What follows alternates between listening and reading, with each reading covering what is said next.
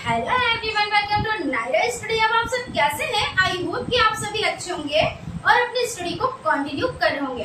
Friends, आज का जो वीडियो लेक्चर है ये आप लोगों के लिए बहुत ज्यादा खास होने वाला है, क्योंकि ये आपका जो 2019 का पेपर है साइंस का उसको सॉल्व करेंगे। और आप लोग अच्छे से जानते हैं कि जो ये पेपर्स होते हैं इनको सॉल्व करने से कितना आप लोगों को बेनिफिट मिलता है। सबसे पहली बात तो ये आप लोगों को नॉलेज हो जाती है कि क्वेश्चंस किस तरह से आते हैं। दूसरी बात, इस ईद में भी थोड़ा ये हो जाता है कि हमको इसलिए क्वेश्चंस इस तरह से आते हैं और हमको कैसे मेंटेन करके हर चीज चलनी है ना, क्योंकि टाइम की बड़ी प्रॉब्लम रहती है। आपको आता सब कुछ होता है, लेकिन टाइम की वजह से भी कभी कभी चीजें मिस हो जाती हैं। तो ये सब चीजें इसमें आपको सॉल्व हो जाएंगी, यानी आपकी जो भी ये प्रॉब्लम्स होती है वो सॉल्व हो जाएंगी। प्लस आपके बहुत ज्यादा क्वेश्चंस रिपीट होते हैं, तो जब रिपीट होते हैं तो आपको बहुत ज्यादा बेनिफिट मिल जाता है ना।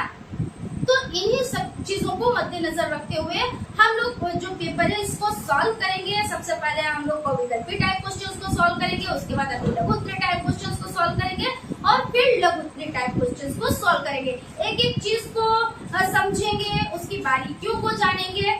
ठीक है, तो चलते हैं। सबसे पहले हम फर्स्ट नंबर का क्वेश्चन समझते हैं। फल का पेड़ से गिरना उदाहरण है, यानी जो फल है ना, किसी भी कोई भी फल आप मान ले, जैसे सेब हो गया, आम हो गया, कोई भी फल है, अमरूद हो गया, तो ये क्या है? ये जमीन पे गिरता है, ऐसा तो नहीं ऊपर आसमान पे जाता है। तो ये जो जमीन पे गिरता है तो ये किसका उदाहरण है? तो क्या चुंबकीय बल का? तो चुंबकीय बल तो वो होता है कि चुंबक के द्वारा जो बल लगाया जाता है, जैसे लोहे की छीलन और आपका रेत हो जाती है, वो मिक्स है एक में, तो उसको अलग करने के लिए क्या करते हैं? चुंबकीय पृथक्करण करते हैं। तो वो चीज तो गलत हो गई, यानी ये आपका नहीं सही है। घर्षण बल क्या होता है? होता बल ही है, लेकिन क्या होता है? विपरीत दिशा में कार्य करता है। कैसे करता है घर्षण बल? तो आपके विपरीत दिशा में कार्य करता है, तो ये भी नहीं है। इस तरह से ये भी आपका गलत हो जाता है ना। अब है गुरुत्वीय बल। गुरुत्वीय बल का मतलब क्या होता है कि जो पृथ्वी है ना, तो अपनी तरफ चीजों को आकर्षित करती है, अपनी तरफ खींचती है। जैसे पेड़ से फल जब गिरता है तो क्या है? पृथ्वी अपनी तरफ उसको खींचती है, तो यही हो जाता है आपका गुरुत्वीय बल। इस तरह से आपका थर्ड ऑप्शन राइट है। और पेशीय बल को भी समझ लेते हैं कि पेशीय बल भी क्या होता है, क्योंकि इस तरह के क्वेश्चंस ऐसा भी होता है कि अधिलघुत्तरीय टाइप में आ जाता है, तो आपको पता है तो आप कर पाएंगे। पेशीय बल का मतलब होता है जैसे हमने हाथों से कार्य किया है ना, तो हमने क्या किया? जैसे बाल्टी भरी हुई है पानी से और हमने उसको उठाया, तो ये क्या है? हमने पेशीय बल लगाया है ना। कोई भारोत्तोलक कोई उठा रहा है तो क्या है? अपने हाथों से उठाएगा, मतलब ये पेशियों से कार्य करेगा। तो जो ये कार्य करता है तो इसको क्या कहते हैं? पेशीय बल कहते हैं। तो इस तरह से आपको गुरुत्वीय बल जो हो जाता है, ये इसका आपका राइट आंसर हो जाता है, यानी फल का पेड़ से गिरना उदाहरण है गुरुत्वीय बल का। ठीक है, उसके बाद चलते हैं नेक्स्ट क्वेश्चन की तरफ कि बालू और लोहे की छीलन को पृथक किया जाता है, किसके द्वारा किया जाता है? तो बीम कर। अब आप लोहा है, यानी बालू और लोहे की छीलन है, लोहा नहीं है, लोहे की छीलन है। अब इसको आप बीम कर कैसे भाई आप करेंगे? बीनने का मतलब तो ये हो जाता है जैसे चावल हो जाते हैं, गेहूं हो जाते हैं, इसमें जो अपशिष्ट पदार्थ यानी मिट्टी के छोटे छोटे कण होते हैं या कंकड़ होते हैं, है ना, तो ये सब चीजें क्या करते हैं? बीम के उनको अलग कर लेते हैं। तो ये तो आपका गलत हो गया। उसके बाद चुंबकीय पृथक्करण द्वारा, अब यहाँ पे समझ लेते हैं। तो चुंबकीय पृथक्करण का मतलब होता है अलग करना, है ना। पृथक्करण का मतलब होता है अलग करना। तो आपका बालू और लोहे की छीलन है, दोनों चीजें एक में मिली हुई है, ठीक है ना। अब इसमें आप क्या करेंगे? इसमें आप चुंबक को डाल देंगे। और एक खूबी होती है चुंबक में कि जो उसका किनारे का सिरा होता है, यानी जो किनारा होता है, जैसे मान लीजिए ये चुंबक है या इस आकार में चुंबक है, आपने इसको डाला तो सबसे ज्यादा जो छीलन होगी लोहे की वो किनारे की तरफ चिपक जाती है, ऐसे तो होता है ना। तो ये आपका राइट आंसर हो जाता है, यानी चुंबकीय पृथक्करण द्वारा ये हो जाता है। अब उसके बाद फटक कर। तो फटक कर जैसे सूप होता है ना, तो आपको भी पता होगा इसका नाम, क्योंकि भाई ये तो जब होता है, इससे वर्क होता है, तो इसमें चीजों को फटका जाता है। तो फटका जाता है तो इससे क्या होता है? अपशिष्ट पदार्थ अलग हो जाते हैं और जो मेन हर चीज होती है वो अलग हो जाती है। इसीलिए तो बीनना और छीलना, चालना, छालना इसीलिए तो किया जाता है। फिर उसके बाद चाल कर, तो चाल कर मतलब यानी चलनी से, जैसे आटा छाना जाता है, उसको चालना कहते हैं। तो क्या होता है, आटा नीचे गिर जाता है, जो चोकर रहता है वो आपका जो वो चलनी होती है उसमें रह जाता है। तो इस तरह से ये सभी चीजों को हमने डिस्कस कर लिया है। अगर आप इस तरह से आ जाए कि बीनना क्या होता है, चालना क्या होता है, पटकना क्या होता है, तो आप लिख पाएंगे। और जो इसका आंसर हो जाता है, जो क्वेश्चन है, बालू और लोहे की छीलन को पृथक किया जाता है, तो आपका चुंबकीय पृथक्करण द्वारा हो जाता है। ये आपका राइट आंसर हो जाता है। ठीक है, आई होप आप लोगों को चीजें समझ में आ रही होंगी। तो फ्रेंड्स, लाइक और सब्सक्राइब आप लोग जरूर करते रहें, क्योंकि सब्सक्राइब क्या होता है, एक ही बार करना रहता है। और हो सकता है आप ये फर्स्ट वीडियो देख रहे हो, जो आप किसी का तो ये फर्स्ट ही होगा, तो उनको सब्सक्राइब करना रहेगा। और जो पहले कर चुके हैं उनको तो नहीं करना होता है, क्योंकि एक ही बार सब्सक्राइब करना रहता है। हाँ, लाइक आपको रोज रोज करना होता है ना, तो लाइक भी आप लोग करते रहें। यहाँ पे आपका हो जाता है पत्ती द्वारा जनन होता है, यानी क्या होता है, हम यहाँ पे पहले इसको क्लियर करते हैं, उसके बाद हम ऑप्शन की तरफ चलते हैं। तो जनन का मतलब होता है जल। अब जैसे आपका बीज हो जाता है, तो कोई भी पौधे का जन्म किससे होता है, तो बीजों से होता है। बिल्कुल सही बात है। ठीक है, आप देखिए बीजों को क्या करें, सबसे पहले कहते हैं पौधा बनने की जो शुरुआती जो होता है वो बीज होता है, फिर वो अंकुरित होता है, फिर वो मिट्टी में रोपा जाता है, वो उसमें जड़ें फैलती हैं और ऊपर पौधा आ जाता है, और क्या होता है इसमें फल फूल सभी चीजें निकलते हैं। लेकिन यहाँ पे क्वेश्चन क्या है कि पत्तियों द्वारा जनन। अब जनन और भी तरह से होता है, बीज से तो होता ही होता है क्योंकि वो फर्स्ट स्टेज है। उसके बाद आपका देखिए पत्तियों द्वारा भी जनन होता है कि पत्तियां पड़ी हैं तो उससे आपका एक पूरा पौधा तैयार हो जाएगा। आपका तना है, तने द्वारा भी पौधा तैयार हो जाता है, और जड़ द्वारा भी पौधा तैयार हो जाता है। तो यानी यहाँ पे क्या है कि जनन तीनों तरह से होता है। और ये क्वेश्चन बहुत ज्यादा इंपॉर्टेंट है, उसमें ऑप्शन में दिया होगा सिर्फ पत्ती द्वारा, सिर्फ जड़ द्वारा, सिर्फ तने द्वारा, और या उपयुक्त तीनों। तो आपको तीनों पे टिक करना रहेगा, जो उपयुक्त तीनों है वही आपका राइट आंसर होगा। ठीक है, तो यहाँ पे आपको हो जाता है जैसे अजूबा में, या बबूल में, या केला में, या आम में। तो यहाँ पे पत्ती द्वारा जो जनन होता है वो किसके द्वारा होता है, वो अजूबा में हो जाता है। ठीक है, और जैसे आपको एक पेड़ है, कोई पेड़ लगा हुआ है, जैसे मान लीजिए नींबू का पेड़ लगा हुआ है, और आप गए खेत, आपके खेत में नींबू का पेड़ लगा हो, और आप गए खेत, आपने क्या किया, उसकी एक टहनी पकड़ी और उसको मिट्टी में रोप दिया दूसरी जगह पे, वहीं पे थोड़ी दूरी पे।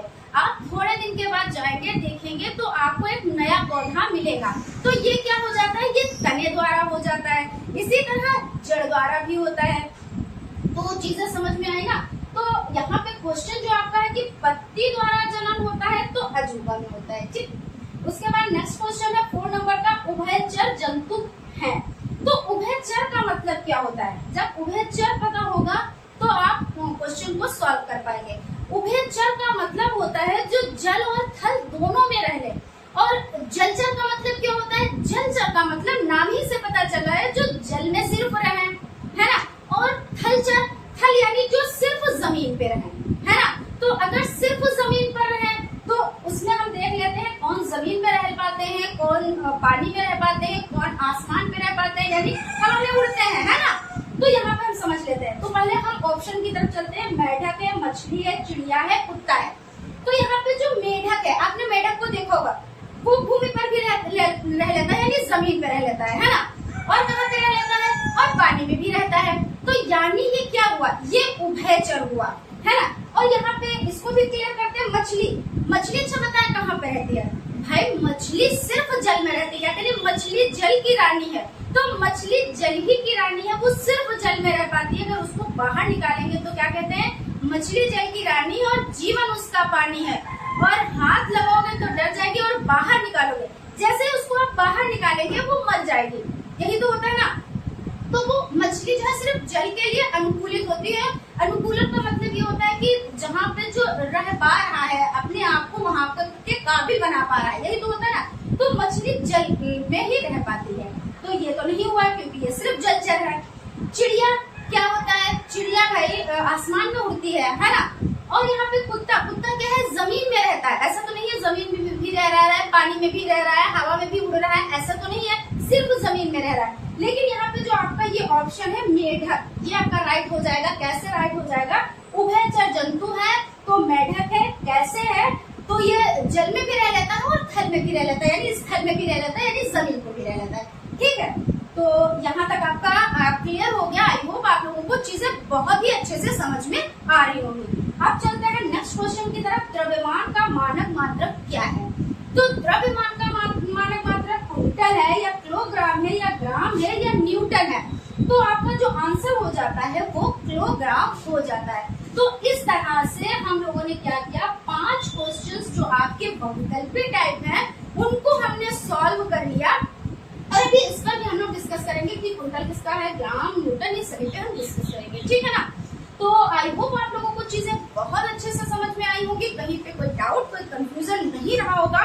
फिर भी अगर कहीं पे कोई डाउट है, कोई कंफ्यूजन है, तो आप लोग कमेंट करें, हम उसका रिप्लाई आप लोगों को जरूर से जरूर देंगे। और अगर आपको सेशन अच्छा लग रहा है तो लाइक आप लोग जरूर क्या कीजिए, क्योंकि आपका एक लाइक हमारे लिए बहुत ज्यादा इंपॉर्टेंट हो जाता है, बहुत ज्यादा महत्वपूर्ण हो जाता है, क्योंकि हम इससे मोटिवेट होते हैं। ठीक है, तो फ्रेंड्स चलते हैं हम लोग अति लघु उत्तरीय टाइप पर और उसके बाद लघु उत्तरीय टाइप क्वेश्चंस पर, और जो भी यहाँ पे पॉइंट्स रह गए उनको भी हम लोग डिस्कस कर लेते हैं।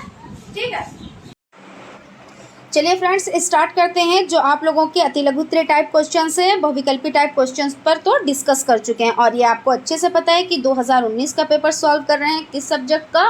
तो साइंस का। ठीक है, तो चलते हैं। आपका फर्स्ट नंबर क्वेश्चन, वैसे तो आपका 6 नंबर क्वेश्चन है, लेकिन अति लघु उत्तरीय टाइप के लिहाज से आपका 6 नंबर क्वेश्चन हो जाता है। पुष्प के मादा अंग का नाम लिखें। तो मादा अंग स्त्री केसर हो जाता है। उसके बाद सजीव का एक लक्षण लिखें, या सजीव का एक लक्षण लिखें। यहाँ पे नहीं, क्योंकि सजीव का एक लक्षण लिखें तो एक में क्या हो जाता है, यानी सबसे पहले हम सजीव को समझते हैं, उसके बाद हम लक्षण लिखते हैं। सजीव यह होते हैं जो जिंदा होता है, जिसको भोजन की नीड होती है, जो सांस लेता है, जो वृद्धि करता है, जो प्रजनन करता है, यानी ये सजीव हो जाते हैं। इसके अपोजिट निर्जीव होता है, जिसमें जान नहीं होती है, जिसको भोजन की नीड नहीं होती है, जो सांस नहीं लेता है, वो क्या होता है, वो निर्जीव होता है। तो इस तरह से सजीव का मतलब जिंदा है ना। तो इसमें सजीव में क्या होती है, वृद्धि होती है। भाई हम लोग क्या है कि पहले शिशु अवस्था में थे, फिर बाल अवस्था में, फिर किशोर अवस्था में, यानी बढ़ते रहें बढ़ रहे भी, है ना। यही चीज़ तो होती है। क्या करते हैं, सांस भी लेते हैं, भोजन की आवश्यकता भी होती है। तो ये सभी चीज़ें। आपसे एक लक्षण पूछा गया, आप 1 लिख दें, 2 से 3 लिख देंगे तो कोई दिक्कत नहीं होगी। बाकी जैसा टाइम है आप वैसा वर्क करें। शाकाहारी तथा मांसाहारी जंतुओं के 2-2 नाम लिखें। तो शाकाहारी का मतलब क्या होता है, जो साग सब्जी खाता है, और मांसाहारी का मतलब क्या होता है, जो मांस मच्छी खाता है ना। तो यानी शाकाहारी साग सब्जी खाने वाले जंतुओं के नाम लिखने हैं। तो जंतुओं में जैसे हिरन हो जाता है, खरगोश हो जाता है, बकरी हो जाती है, ये कौन है, ये शाकाहारी हो जाते हैं। मांसाहारी की अगर हम बात करें तो जैसे शेर हो जाता है, चीता हो जाता है, ये सब क्या है, ये मांसाहारी की श्रेणी में आते हैं। तो इस तरह से आप अच्छे से लिख पाएंगे। अब हम देख लेते हैं जो घर्षण बल होता है वो क्या होता है, किसे कहते हैं, इसको समझ लेते हैं। तो बहुत ही सिंपल भाषा में कि विपरीत दिशा में लगने वाले बल को क्या कहते हैं, तो घर्षण बल कहते हैं।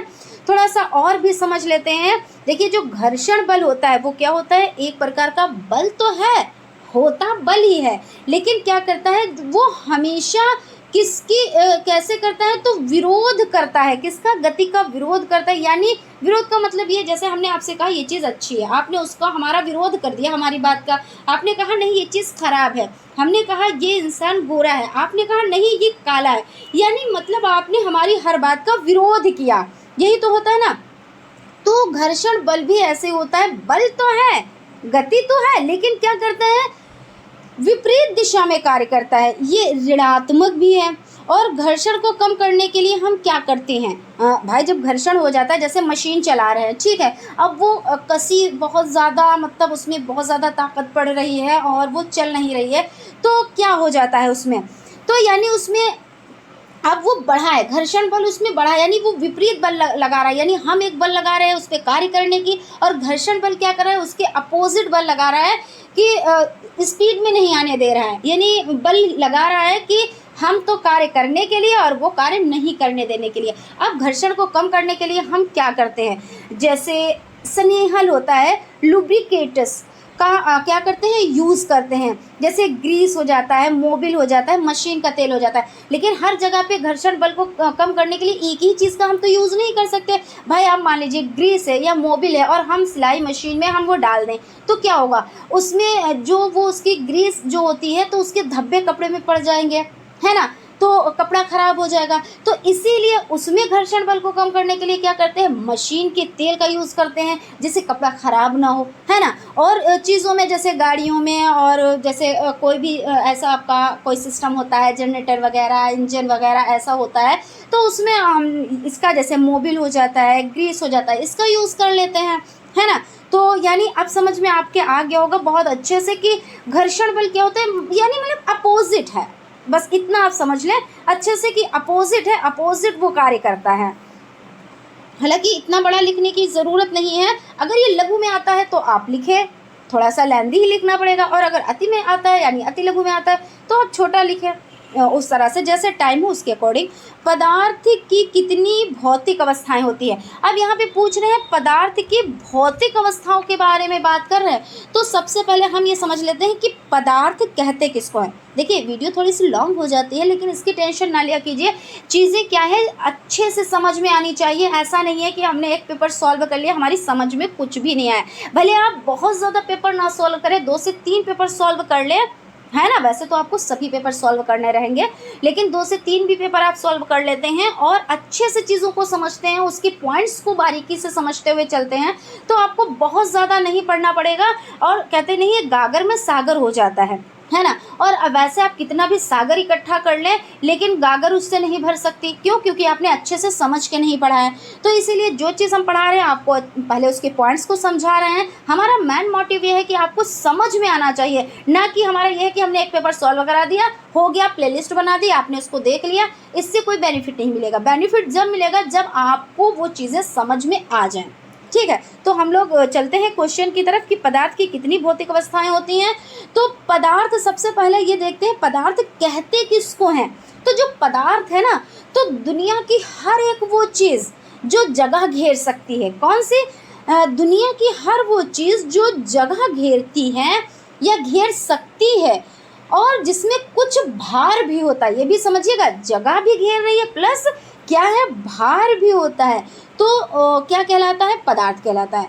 और जैसे प्रकाश को छोड़कर, किसको छोड़कर अगर बात की जाए कि प्रकाश क्या है, तो प्रकाश को छोड़कर, क्यों प्रकाश को छोड़कर, तो यहाँ पे हम बात करते हैं कि प्रकाश को छोड़कर सभी चीज़ें पदार्थ हैं।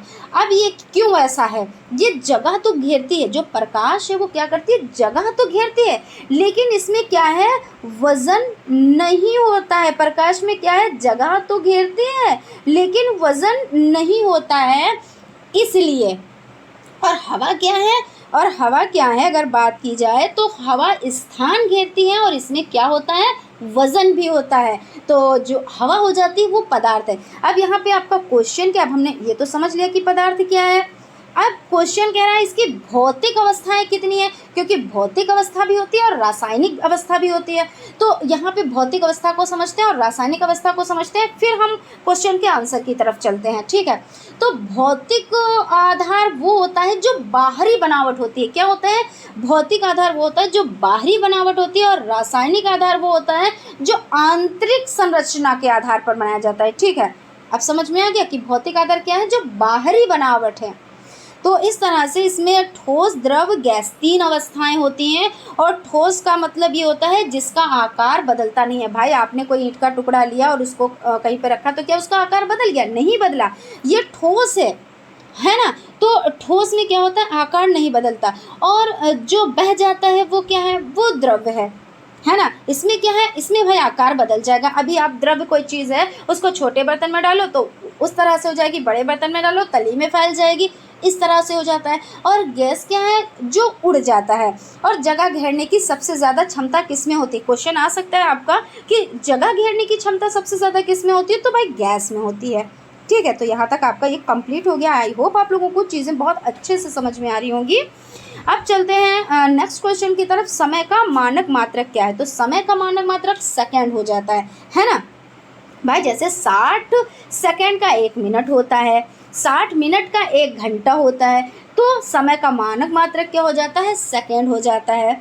इस तरह से आपके यहाँ पे अति लघु उत्तरीय टाइप क्वेश्चंस कंप्लीट हो गए। आप लोग लाइक और सब्सक्राइब बाय करते रहें।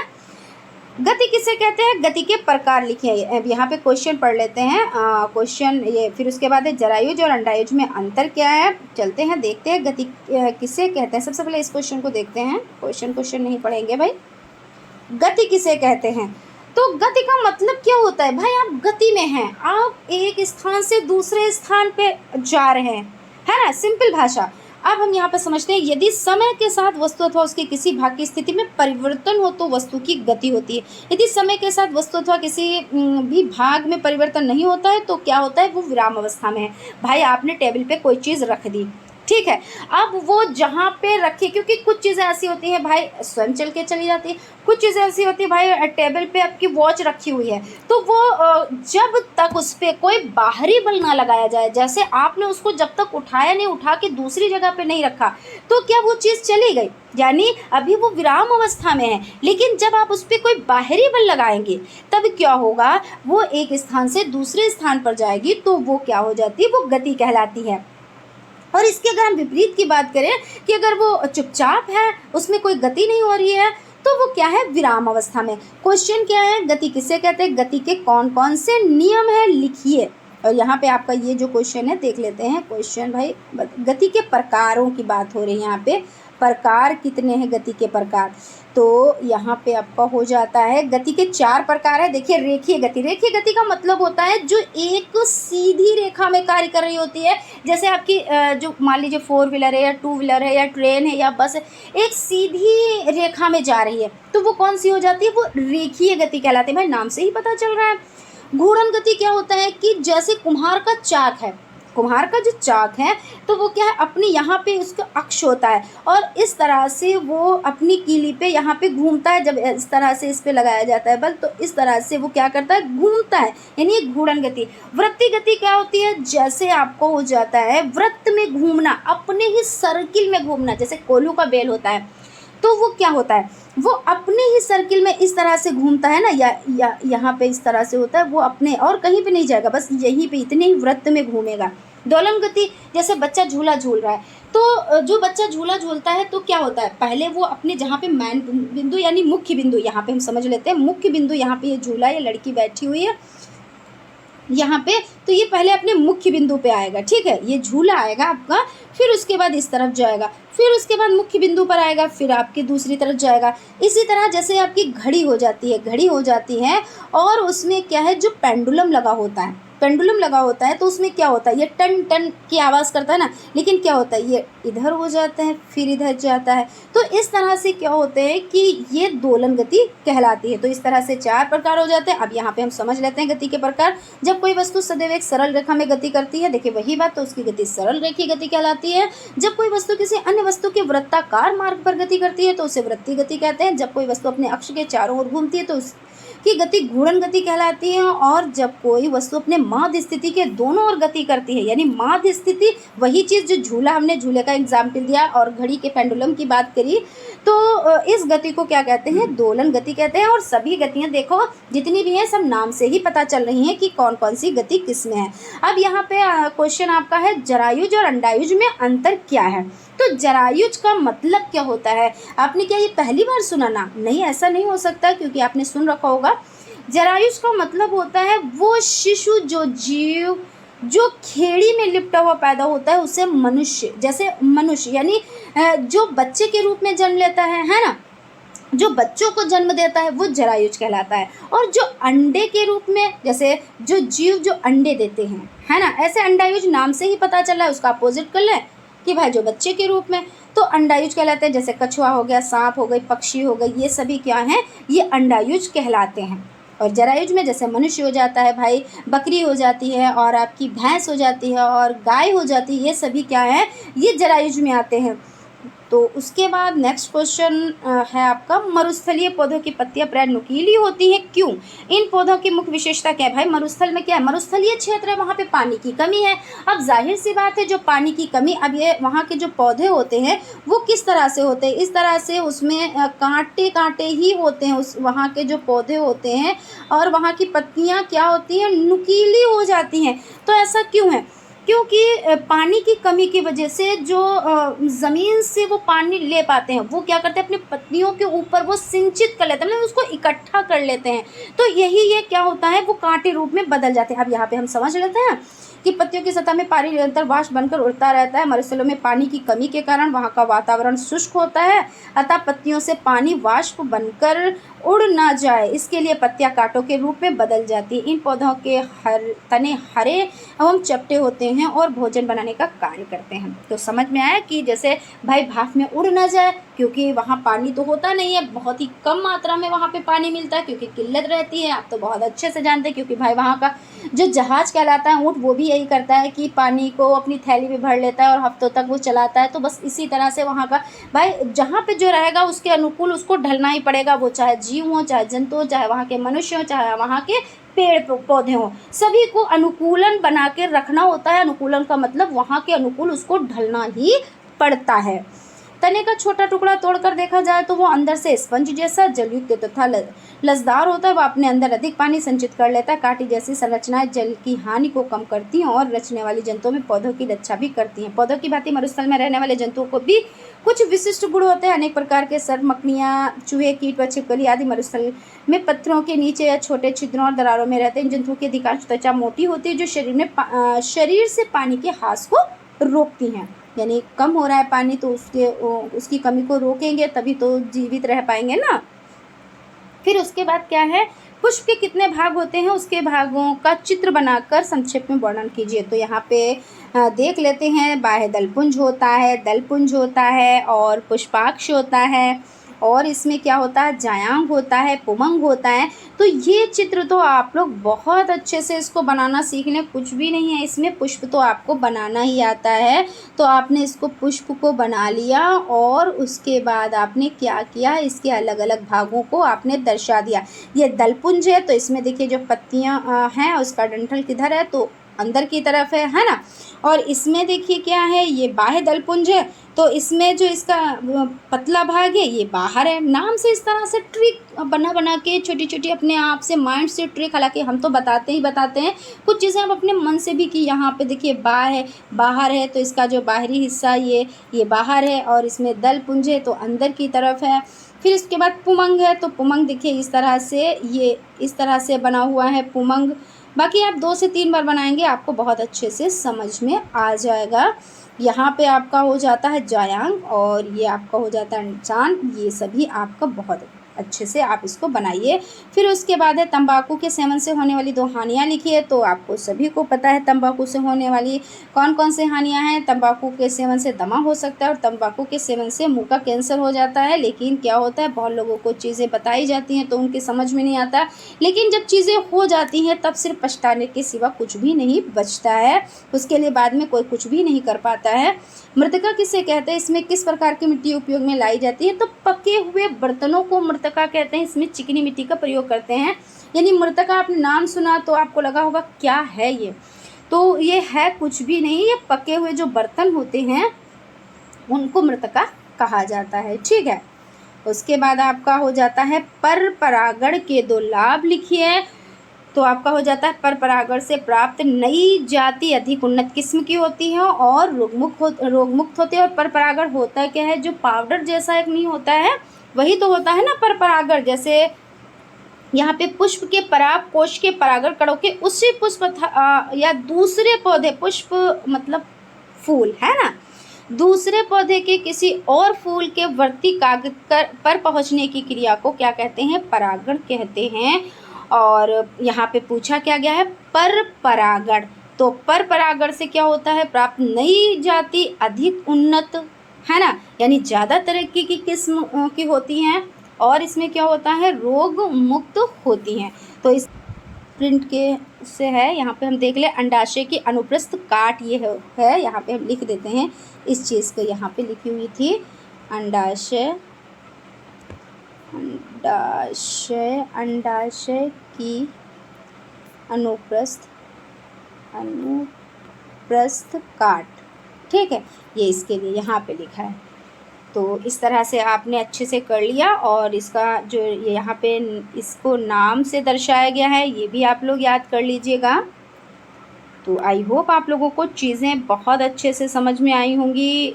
मुझे विश्वास है कहीं पे कोई डाउट, कोई कन्फ्यूज़न नहीं रही होगी। फिर भी अगर कहीं पे कोई डाउट, कोई कन्फ्यूज़न है तो आप लोग कमेंट कर सकते हैं। और फ्रेंड्स, आप लोग लाइक और सब्सक्राइब भी ज़रूर कर दीजिएगा। Thank you.